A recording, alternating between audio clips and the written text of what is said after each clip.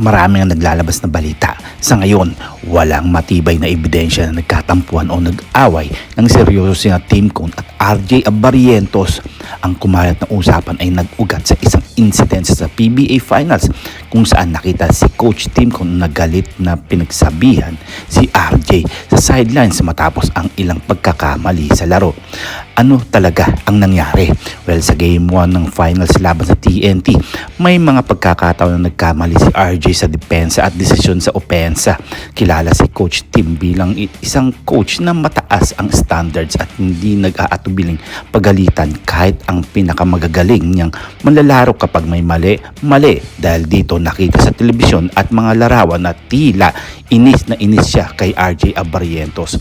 Pero sa pagtatapos ng laro nilinaw mismo ni Coach Tim na hindi personal ang lahat. Sa katunayan, nagbiro pa siya na baka naaasar niya si RJ. Ngunit tila lalo pa itong naging motibasyon ng batang guard para maglaro ng mas mahusay. Matapos ang pagsita, bumawi si RJ at tumira ng dalawang napakahalagang 4-point shot sa dulo ng laro na tumulong sa panalo ng Barangay Ginebra.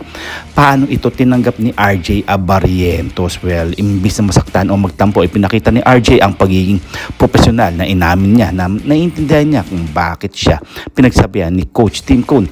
Ayon sa kanya, marami pa siyang kailangang ayusin sa kanyang laro at kailangan pa nilang ma-improve bilang koponan.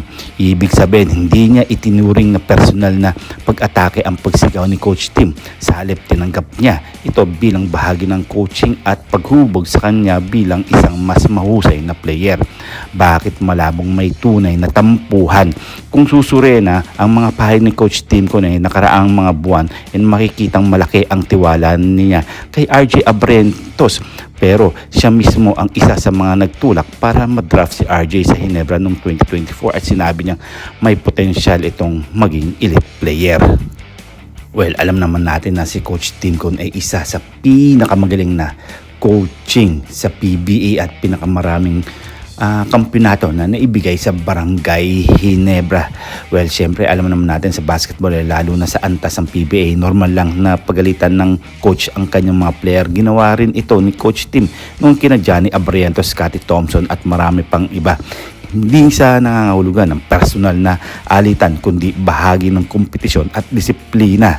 Well, tampuhan mga parkoy na kumakalat sa social media ay mukhang misinterpretasyon lamang ng isang mainit na eksena sa laro. Ang totoong nangyari ay pinagsabihan ni Coach Tim si RJ dahil sa mga pagkakamali sa loob ng court. Ngunit tinanggap iyon ni RJ ng maayos at kalaunan ay naging isa pa siya sa mga bayani ng Barangay Ginebra. Pero wag natin kakalimutan na isa si Ralph Gu ang nagbigay ng sakit sa ulo rin sa ibang kupunan at isa siya sa mga magiging elite player ng Barangay Ginebra. At hindi lang yan isa siya sa mga shooter ng Gin Kings, kaya isa ito sa nagpapahirap sa mga kupunan. Well, kayo mga parekoy, ano ang inyong masasabi? Dahil isa si Thompson na nagbibigay ng sakit sa ulo ngayon sa TNT Katropa. Well, etong mga tatlong player na to, sakit talaga sa ulo ng TNT Katropa. Well, kapag na-stop ito ng mga player ng TNT Katropa, posibleng matalo ang Barangay Ginebra.